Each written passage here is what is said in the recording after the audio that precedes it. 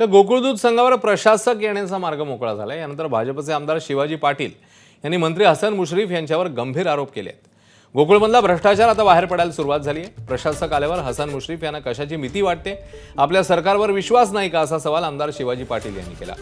हसन मुश्रीफ यांनी कोल्हापूरमध्ये भाजप संपवण्याचं काम सुरू केल्याचा आरोपही शिवाजी पाटील यांनी केलेला आहे।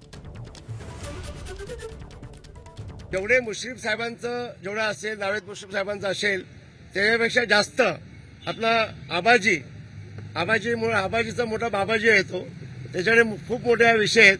त्याचबरोबर अरुण डोंगरे आहेत आणि सगळ्यांची चौकशी होणार, त्यांच्या पेची चौकशी होणार, त्यांच्या ड्रायव्हरची चौकशी होणार।